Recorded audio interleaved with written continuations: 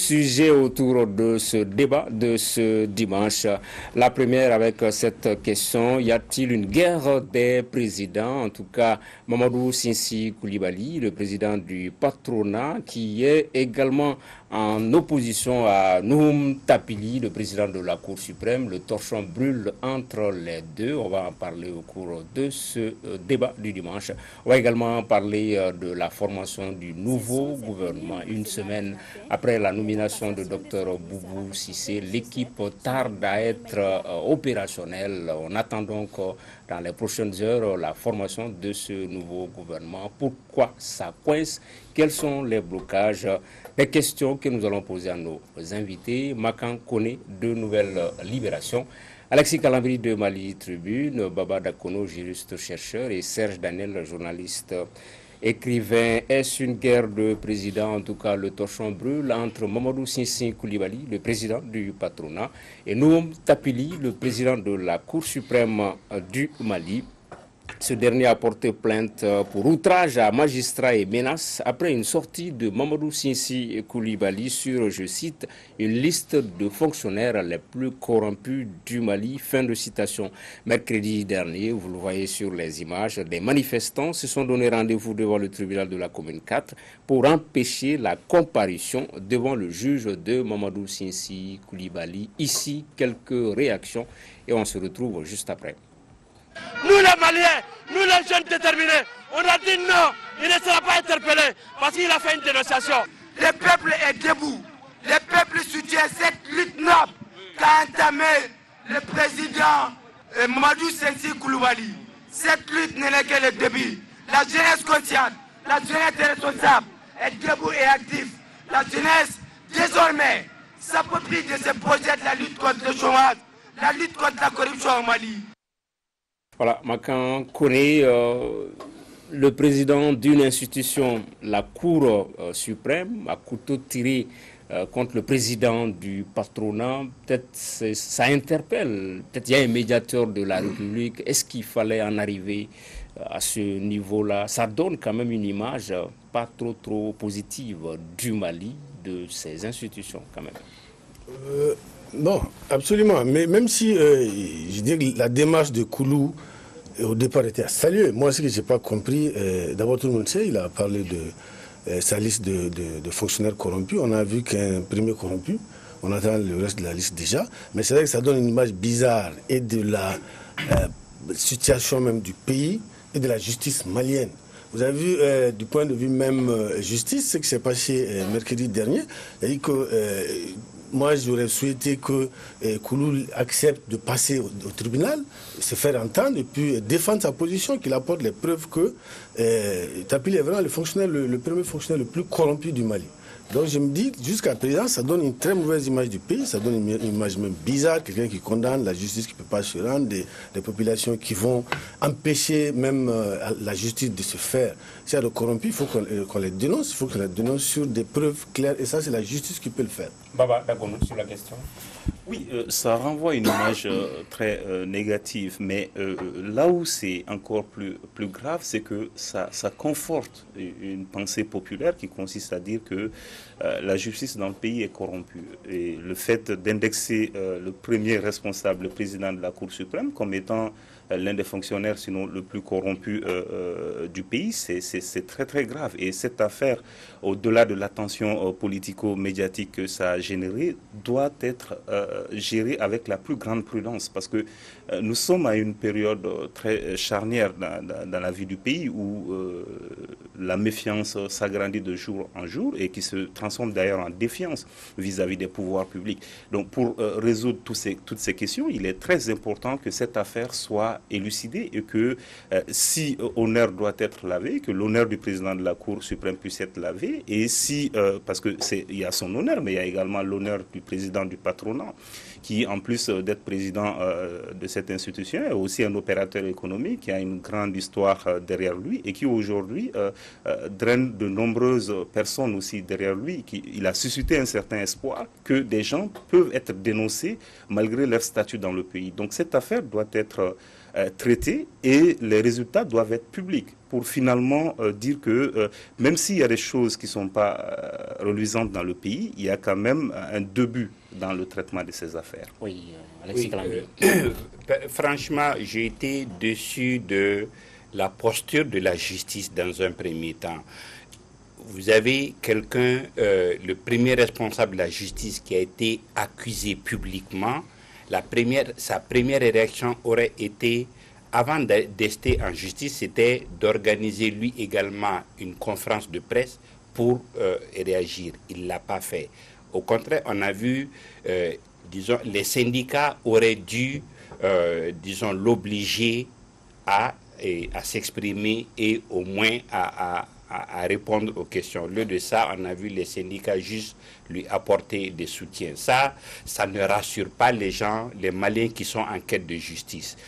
Et surtout déjà qu'il y a une défiance vis-à-vis de la justice, qu'il y ait ce tollé et que quelqu'un publiquement vienne l'accuser, qu'il ne sorte pas publiquement pour se défendre, que ceux qui auraient dû l'obliger à se défendre publiquement fassent chorus autour et que tout le monde dise il faut qu'on aille en justice, ça ne rassure pas et ça ne peut pas, disons, que la justice se prononce même à sa faveur, ne va pas rassurer. C'est vrai que en la matière, la charte de la preuve revient à Koulou, mais lui, au moins, aurait dû s'exprimer. Et jusqu'à présent, il ne l'a pas fait. Et ceux qui auraient dû l'obliger à le faire lui ont juste apporté un soutien de corporation.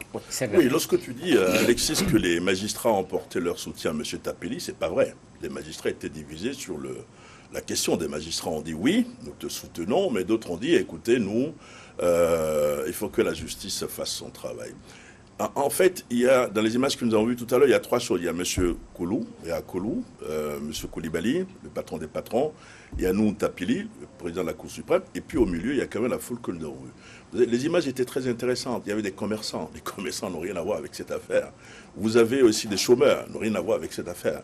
C'est-à-dire qu'ils sont venus quand même soutenir le patron des patrons, notamment les chômeurs, parce que ce sont des citoyens qui ne se retrouvent plus, qui ne se reconnaissent plus en la justice, si vous voulez, en des acteurs de la justice. Parce que vous avez vu, c'était très militant ce qu'ils ont fait. Il n'y a pas eu de scène de violence, de tentative de s'attaquer au tribunal, etc. Donc il y a un problème. C'est pour dire, au niveau de la justice malienne, il y a des gens qu'il faut mettre dehors. Maintenant, par rapport à la réaction du président de la Cour suprême, moi, à sa place, j'aurais démissionné. Dans un autre pays, j'aurais démissionné pas parce que je suis coupable, je ne suis pas en train de dire qu'il est coupable, parce que cette affaire, si elle est traitée tôt ou tard, peut se retrouver sur son bureau. C'est-à-dire que vous avez un premier jugement, vous avez la cour d'appel, et puis c'est la Cour suprême qui va en dernier ressort dire voilà la décision. Donc il ne peut pas être juge et parti. Ce que je dis, ça s'est passé dans un autre pays il n'y a pas longtemps, où soupçonné seulement, il a démissionné pour rester en paix avec sa conscience et en accord avec ses principes. Monsieur Nountapili, à sa place, j'aurais démissionné pour me défendre, parce que c'est quand même le patron des patrons qui m'accuse. Ce n'est pas un citoyen lambda, c'est le patron de tous les entrepreneurs qui m'accuse. Donc à ce moment-là, c'est quand même gravissime ce qui se passe dans la justice de notre pays. De voir quelqu'un de ce rang être accusé et d'avoir cette défense très molle face à cette situation. C'est l'honneur de la justice malienne, à mon avis, qui est en jeu. Oui, Baba Dakono, lorsqu'on a approché certains soutiens de Mamadou Sinsi Koulibaly par rapport au fait qu'il n'est pas comparu mercredi dernier, leur réponse, c'est qu'il a été cité pour outrage à magistrat. Or, eux, ils auraient souhaité que la plainte de Nountapili soit pour diffamation, par exemple. Mais ce n'est pas pour diffamation, mais c'est outrage à magistrat, d'où pour eux l'inopportunité de la comparution de Mamadou Sinsi Koulibaly. La justice, c'est la justice. Ce n'est plus ce qu'eux ils souhaitent qui compte. C'est qu'il y a une plainte qui a été déposée contre lui. Je crois que le plaignant a été entendu et il était important que celui contre qui la plainte a été portée devrait être également entendu. On est d'accord ici que le président de la Cour suprême aurait dû démissionner pour permettre le bon déroulement de cette affaire. Il ne l'a pas fait. Ça, on peut reprocher cela. Mais la justice, c'est la justice. La plainte, elle a été déposée. Et la justice, c'est vrai que le procureur lui-même peut faire une réqualification des faits, mais c'est que la plainte a été déposée et le procureur a décidé de suivre la plainte. Donc, ce n'est plus le souhait du président du patronat et de ceux qui le suivent, mais c'est le fonctionnement normal normale de la justice. Mais encore une fois, on est d'accord que même si c'est pas le fait que l'affaire reviendrait devant lui, même si on se doute que la justice malienne n'est pas du tout inféodée, c'est quand même le président de la Cour suprême et il incarne toute la moralité qui incombe à la justice malienne et pour ça, il est très important qu'il donne tous les moyens à la justice de se prévaloir. D'accord. Sur la plainte, sur la plainte, très important. J'ai été là aussi très surpris du terme d'outrage. On est journaliste, mais on a pris le droit à l'école. Il y a une différence entre l'injure et la diffamation. Si je dis par exemple, Alex est un voleur, ce qui n'est pas, c'est une injure. Mais si je dis Alexis a volé la montre en or de IBK, c'est une manière de parler, c'est une diffamation, si vous voulez. Bon, dans le cas espèce, le terme de porter plainte contre outrage, tu m'en veux pas, hein, porter plainte contre outrage, je suis resté un peu sur ma faim parce que c'est gravissime. Si vous me dites, moi demain je suis corrompu, je vais vous porter plainte pour diffamation. Pourquoi outrage? Est-ce que c'est parce que la procédure de diffamation est plutôt une procédure spéciale, difficile, etc. Pourquoi avoir attendu tout ce temps? Je suis vraiment estomaqué par cette situation, d'où je trouve nécessaire ou utile pour la manifestation de la vérité, pour son honneur d'abord, parce que je ne dis pas qu'il est, il est coupable, mais qu'il démissionne pour pouvoir se justifier. En plus, je voulais terminer, je connais très bien M. Koulibaly. C'est pas dans son style, ce genre de procédure. C'est quelqu'un qui est modeste, hein, vous le voyez, vous savez même pas ce qu'il est, etc. Il est très modeste. Donc, je pense aussi qu'il doit avoir une idée derrière. Il doit avoir une démarche qui est la sienne, puisqu'on nous annonce que demain, ce lundi, il devrait dévoiler encore des noms et des fonctionnaires sont en train d'avoir peur. Alexis aussi a un peu peur. Oui, par rapport à votre exemple, quand même, sur la montre, il y a une montre du président qui a disparu à Sikasso. Je ne sais pas si c'est... Voilà, exactement. Ok, d'accord. Mais maintenant, la question que j'avais envie de vous poser, c'est par rapport au timing. On sait que la situation du pays est très très fragile. Dévoiler des noms comme ça, est-ce qu'on ne peut pas aller vers une déstabilisation vu que le contexte, est-ce que c'est le bon timing ou vous pensez qu'il faut y aller mettre du couteau dans la plaie? Absolument. Moi, je crois que par rapport à la lutte contre la corruption, surtout dans un pays pauvre comme le nôtre, il n'y a pas de timing. Déjà, et puis, vous savez, Koulou, il ne s'est pas levé comme c'est quand même le patron des patrons. Au début, il s'est dit que c'était des fonctionnaires qui jouaient le rôle d'opérateur économique. En fait, c'est ça son problème fondamentalement.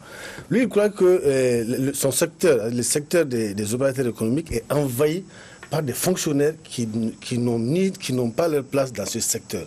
Donc, pour moi, ce n'est pas une question de timing. Il est important que cette affaire soit jugée et que les responsabilités soient situées.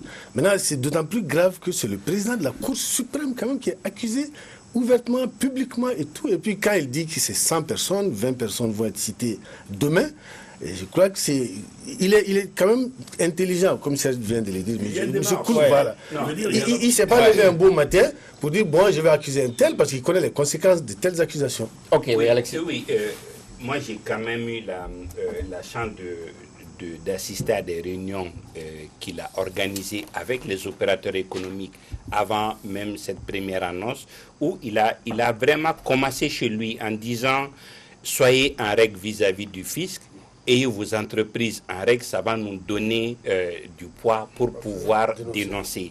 Et je suis convaincu qu'il est en train de faire là le travail que l'administration, que l'État devrait faire. À la limite, que M. Tapili ne démissionne pas, mais c'est à l'État de prendre ses responsabilités et d'enlever tout ce qui aurait des présomptions en la matière, le temps qu'il se blanchisse. Vous voyez, si ça ne marche pas, plus jamais on ne pourrait parler de lutte contre la corruption. Ok, Baba Dakono, vous n'êtes pas fonctionnaire, donc vous n'avez pas de soucis à vous faire, vous ne devez pas avoir... La corruption ne concerne pas que les fonctionnaires. Justement, faut-il avoir peur, puisque 20 autres noms vont être dévoilés demain.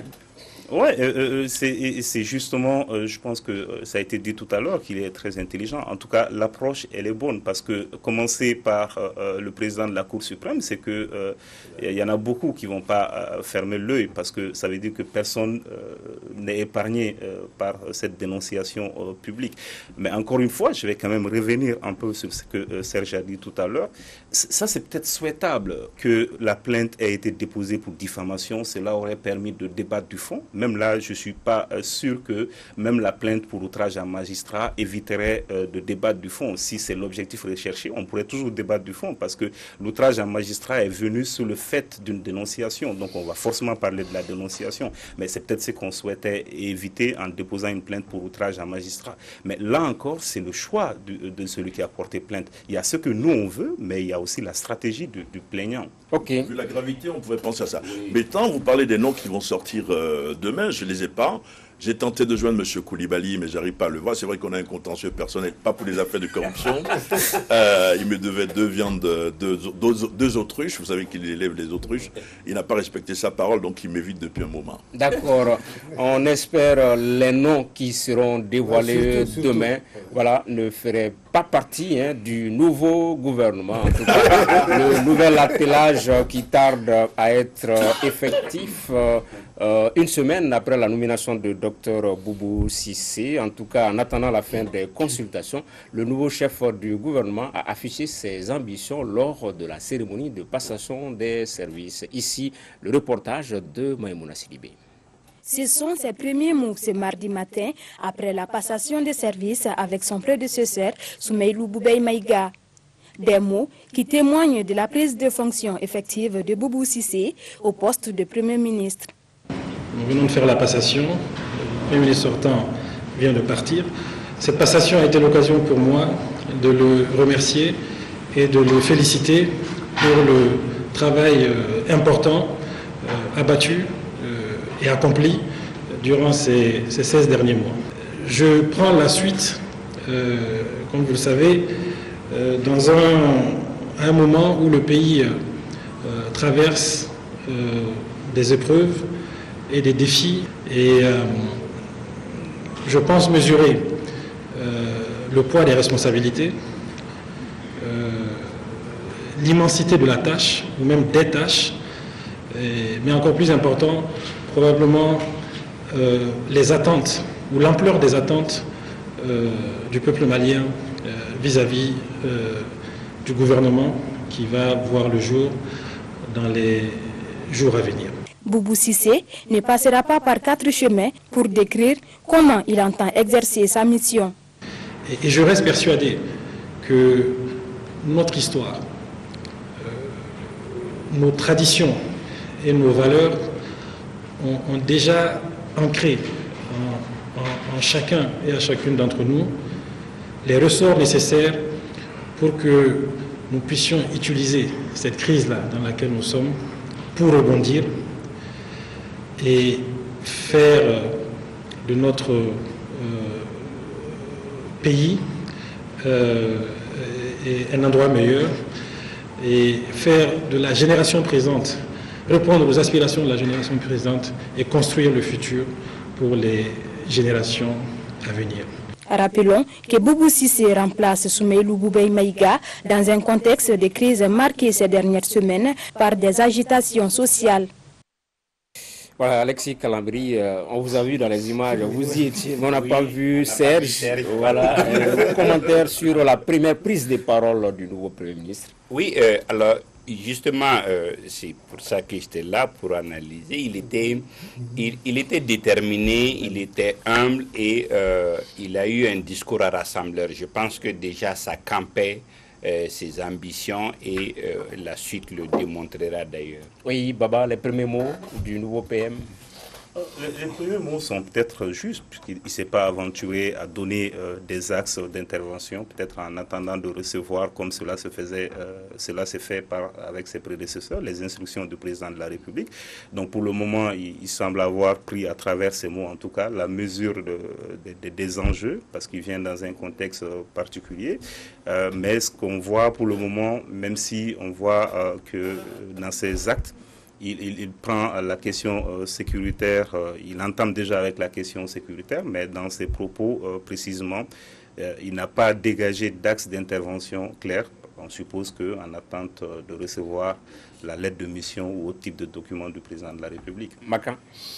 Non, moi, c'est que il y a un passage que vous n'avez pas fait passer ici. Là où il parle, il n'est pas un messie. Ouais. Je crois que c'est très important. Ça marque quand même une certaine humilité de l'homme. Je crois qu'il n'a pas essayé de bluffer. Il a été très simple. Il a dit ce il voulait dire. Il a fait passer un message clair. Je suis là. Je suis à votre écoute. Il a aussi parlé d'écoute des populations et tout. Il a parlé de cela aussi.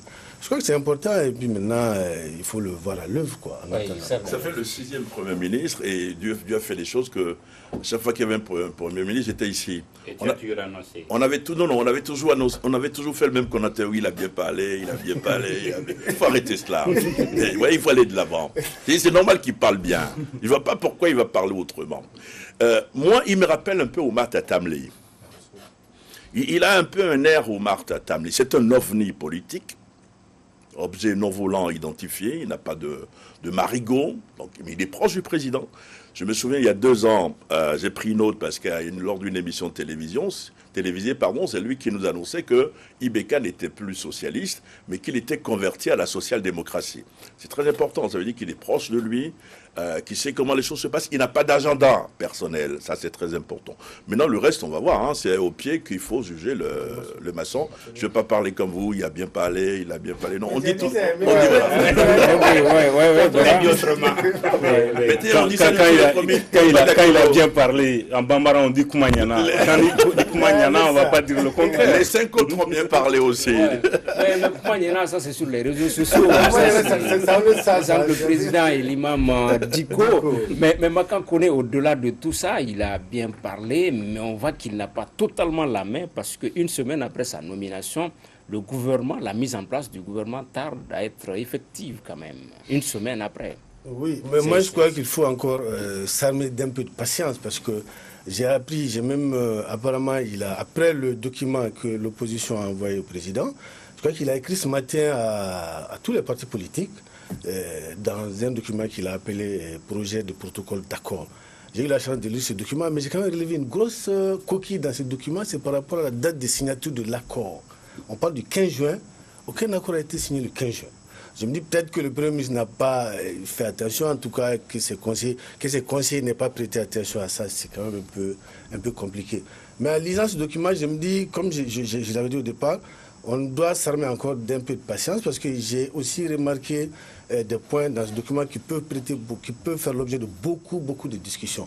Mais ce que je voudrais relever, c'est que ce document lui-même enlève un peu de force à tout ce qui est dit dedans. Parce qu'il y a un des articles qui dit que le document ne fera plus effet dès que le Premier ministre et le gouvernement vont démissionner. Je me dis, on est encore dans l'instabilité. Il faut quand même qu'on ait aujourd'hui un document qui va sur la durée, même si le Premier ministre et son gouvernement ne sont pas là, il faut que le document tienne. Il faut qu'on ait un document politique de ce genre aujourd'hui. Donc je crois que ce n'est pas demain, je ne dis pas demain, je dis en tout cas il faut qu'on patiente encore un peu parce qu'ils veulent mettre en place un gouvernement véritablement inclusif et je crois qu'il faut se donner le temps de cela. Une semaine, c'est trop quand même, Alex. Oui, en fait, je ne pense pas que ça soit trop vu les objectifs que nous recherchons. Certainement, Serge nous dira tout à l'heure quel jour on aura le gouvernement comme... Il a toujours, oui, il a dit le Premier ministre, il a dit tout ce qui est arrivé jusque-là. Mais oui, si vous avez vu depuis jeudi, vendredi, on a vu tout le monde défiler, on a vu les réunions, c'est inclusif. Donc, quand on décide de parler avec tout le monde, il faut parvenir à un minimum consensuel. Donc, pour cela, on n'a pas à regarder la montre, surtout que au niveau de l'administration, le minimum est fait quand même. D'accord, non ? Dans la situation actuelle du pays, le gouvernement a besoin, ou ceux qui gouvernent ont besoin de toutes les compétences possibles qui peuvent être utiles au pays. Donc, de ce point de vue, le caractère inclusif de ce gouvernement peut être pertinent. Mais au-delà de la composition du gouvernement, de la provenance des hommes et des femmes qu'il compose, il y a la mission qui est attendue de ce gouvernement, il y a les objectifs qui seront assignés à ce gouvernement. Et c'est le plus important. C'est un gouvernement qui intervient dans une période très compliquée pour le pays, et avec des défis anciens, des défis qui perdurent depuis 2013, auxquels se sont greffés de nouveaux défis. Donc c'est très particulier. Il est important de prendre la mesure de tous ces défis, et en fonction de ces défis, des objectifs qu'on doit assigner au gouvernement, de le composer. C'est peut-être pas un mauvais signe que ça prenne tout ce temps. Ça veut dire que le casting, il est très serré, et l'objectif, c'est vraiment de pouvoir utiliser toutes les compétences dont le pays dispose pour faire face à ces défis multiformes. Oui, lorsque Soumaïli Boubébé Maïga avait été nommé à l'époque, 2 jours après, il avait son gouvernement. Il a traîné un peu parce que je crois que le président voulait faire des réajustements. Et là, 1 semaine après, il n'a pas son gouvernement. Mais moi, j'approuve sa démarche. Parce que d'après ce que j'ai appris, toi, tu es mieux informé que moi là-dessus, c'est que Oumar Tatamli, pas Oumar Tatamli, j'allais dire le nouveau Tatamli, Boubou Cissé, veut former un gouvernement où tu as la majorité, tu as l'opposition, tu as les groupes armés, tu as la société civile. Et ça, c'est quelque chose de louable. On ne peut pas faire ça en 1 semaine. Ce qui prouve que le départ de Boubé est précipité, qu'on ne s'attendait pas à son départ comme ça. Les choses ont été précipitées parce qu'il y avait cette situation. Donc, il veut un gouvernement où il y a tout le monde inclusif. Vous l'avez dit tout à l'heure, je pense, j'ai la même information. Mais vous savez, en plus, je vais vous dire, monsieur Boubou Cissé a rencontré en privé des hommes politiques. Des hommes politiques de l'opposition ont écrit au président de la République confidentiel. Donc les choses bougent, je veux dire. On ne va pas appeler de nom parce que ça peut être cruel. Mais il veut que tout le monde soit dans le gouvernement. Et il a parfaitement raison. C'est ce qu'on appelait ici le SMIC politique, le fameux SMIC politique. Ils sont à la recherche de ce SMIC-là. Donc l'opposition a écrit au gouvernement en disant voilà ce que nous vous proposons, tel accord. Je confirme, j'ai les mêmes informations que vous, il y a un protocole d'accord qui a été envoyé aujourd'hui du gouvernement. Quand vous lisez ça, c'est quand même une sortie de crise qui pointe à l'horizon. Il y aurait un problème pour l'opposition, parce que la loi est claire. Lorsque vous êtes opposant et que vous rentrez dans un gouvernement, vous arrêtez d'être chef de l'opposition. Si vous arrêtez d'être chef de l'opposition, ça veut dire que les avantages que vous avez, vous les perdez. Donc tout ça, je pense qu'ils sont en train de s'arranger sur ce qui est important. Dans la lettre les propositions de l'opposition, et j'en aurais terminé, il s'adresse directement au président de la République.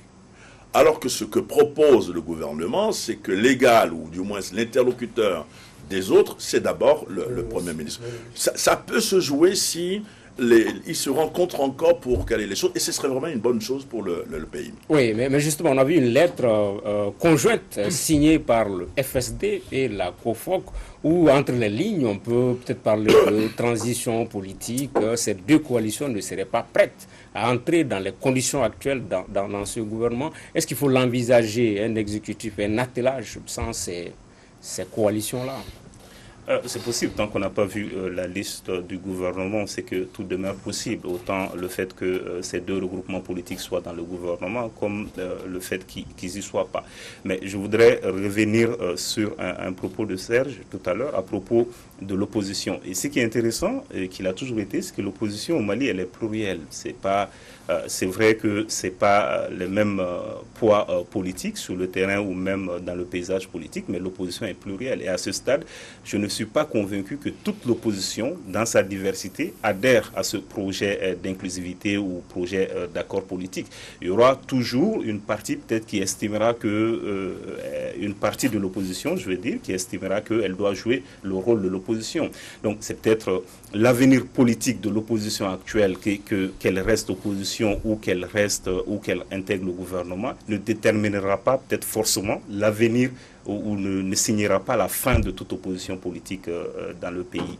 Oui, certains analystes aussi pensent que le vrai gouvernement, normalement, c'est après les élections législatives, les prochaines législatives, Alexis Calambri, parce que là, on aura toutes les forces politiques au niveau de l'Assemblée et que celui-ci ne devait être qu'un gouvernement peut-être de technocrates en mission justement pour organiser ces élections-là, aller vers Non, ça c'est dans une situation normale, oui, mais on est dans une situation de sortie de crise.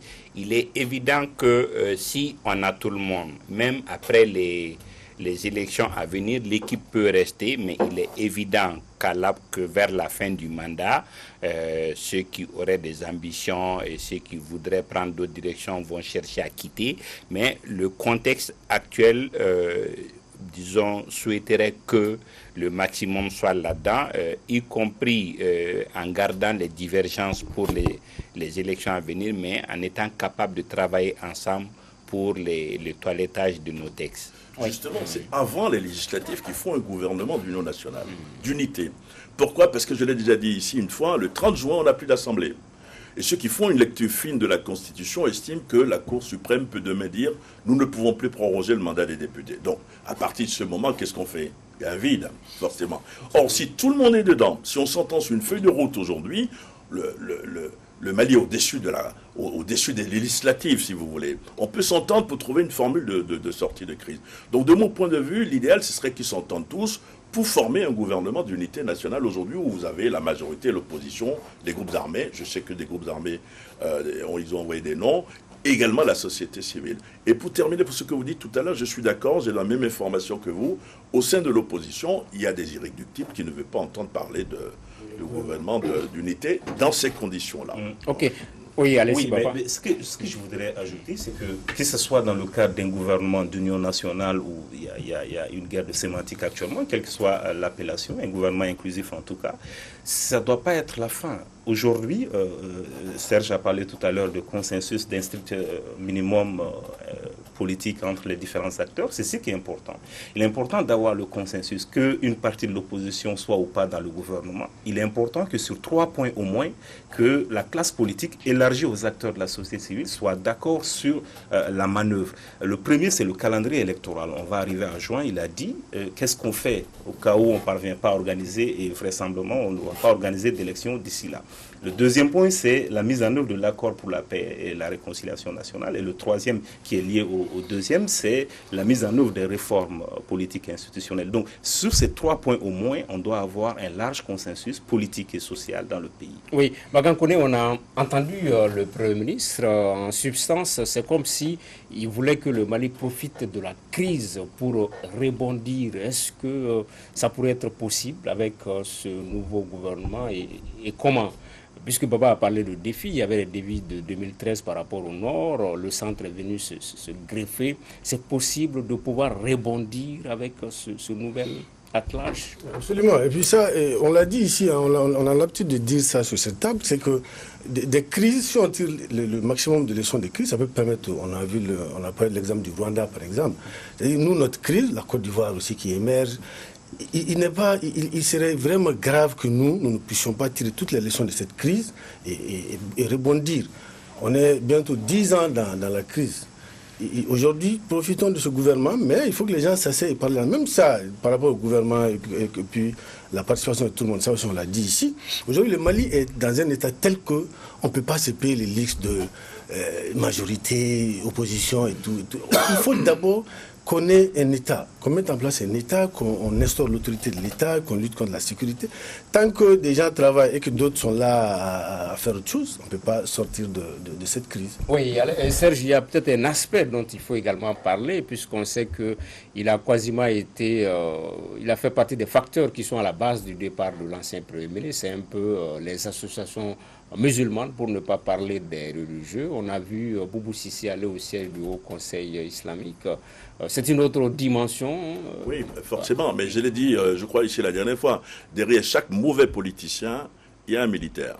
derrière chaque mauvais politicien, il y a un religieux. C'est-à-dire que si vous allez provoquer les religieux dans les mosquées, ils vont sortir des mosquées pour venir faire de la politique. Donc il y a eu un bon accueil au niveau d'abord de Haïdara, c'est Chérif Haïdara, c'est le nouveau patron maintenant du Haut Conseil, mais également, d'après ce que j'ai appris, Mahmoud Dicko accepte il accueille favorablement. Son problème, c'était le départ. Maintenant, il faut jouer, parce qu'on a parlé tout à l'heure de la majorité, de l'opposition, de la société civile, des groupes armés. Il faut aussi, forcément, de mon point de vue, inclure les religieux pour rechercher ici la paix. Ils sont désormais incontournables. Le ministère des Affaires religieuses et du culte, les reconduire, je veux dire quoi. Moi, je crois que par rapport aux documents, c'est ce qui pourrait bloquer un peu, et ça, il faut en parler. C'est que, ça, je l'ai dit, et ça, j'ai discuté avec certains qui se plaignent de cela, c'est le fait que l'opposition a écrit au président, et que ce soit le Premier ministre qui les réponde. Il y a cela, et puis le fait que, oui, c'est pourquoi je dis, il faut que les gens s'asseyent juste pour parler, c'est juste des questions de forme. Il y a cela, et puis il y a le fait que le Premier ministre, mais ça, je crois que c'est important, il faut le souligner, le Premier ministre a écrit quasiment à toutes les formations politiques. Ça, c'est pour marquer l'inclusivité de la chose. Maintenant, il y a un autre point, peut-être qui parle d'un moratoire par rapport à toutes les revendications, les grèves et tout, pendant 9 mois. Ça, c'est des points sur lesquels il faut parler. Mais j'insiste sur le fait qu'il faut se battre pour trouver un accord jusqu'à la fin du mandat, si possible. Il ne faut pas attendre, dire que bon, si Boubou n'est pas là, l'accord est caduc. Ce qui est bien, c'est que, à la limite, tout le monde est d'accord qu'il faut une base écrite. Et les gens ont fait des propositions, une feuille de route claire qui fixe les missions. Les gens ont fait des propositions dans ce sens. Et ce qui est bien également, c'est la réactivité. Si vous voyez, depuis jeudi, c'est des va-et-vient dans le sens, les textes ne traînent pas. Donc, à la limite, ça montre déjà que tout au moins, tout le monde est fatigué de la crise, tout le monde veut jouer sa partition. Je pense que c'est une vague favorable sur laquelle on peut surfer. Il y a rapidement deux choses. Vous voyez la lettre de l'opposition au président de la République. Ils ont donné à Ibrahim Boubacar Keïta du Monsieur le Président de la République. C'est quand même important dans ce contexte pour dire que nous sommes quand même avant tout républicains. Donc il appartient au président aujourd'hui aussi de lâcher, comme on le dit, du lest. Et puis je voulais finir en faisant un clin d'œil au ministre du gouvernement sortant. Ça doit être les plus inquiets parce qu'ils ne savent pas s'ils rentrent ou s'ils sortent. Du courage, messieurs les ministres. Ouais, justement, Baba Kono, on écoutait un de nos micro-trottoirs réalisés au Dabanani où un intervenant disait que c'est même très bien. Ça fait 10 jours qu'on est sans gouvernement et pourtant le pays, lui, il a l'impression que ça va très très bien. Souvent, c'est un peu l'homme de la rue. Mais à côté de ça également, il y a des événements. Il faudrait que quelqu'un soit là pour les gérer. Par exemple, on a vu ces images atroces au niveau de Gossi, où on parle d'implication de l'armée. Ça pourrait faire partie des défis de ce prochain gouvernement-là. Absolument, éviter l'escalade.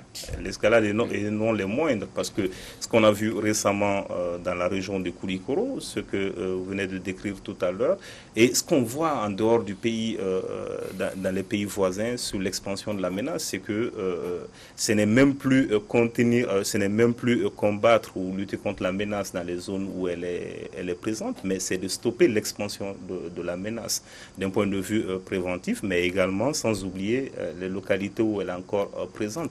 Et l'autre défi, qui est peut-être en filigrane, c'est le caractère professionnel, les défis liés à la réforme du secteur de la sécurité et de la défense dans le pays, pour que véritablement ces acteurs puissent répondre au type de menaces face auxquelles aujourd'hui ces acteurs sont confrontés et sans qu'il y ait une probable exacerbation de la situation déjà extrêmement difficile. Makan, Gossi, c'est gros pour qu'on ne puisse pas en parler.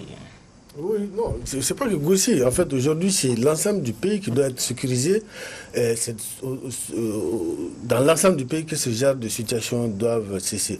Moi, je crois déjà, il faut impérativement faire intégrer les groupes armés dans le prochain gouvernement et les mettre devant leurs responsabilités, c'est important. Et puis insister sur l'inclusivité du gouvernement. Parce qu'il y a quand même des expertises en termes de lutte contre l'insécurité qu'il faut mettre au devant. Et puis bon, mais tout le monde ne peut pas être dans le gouvernement.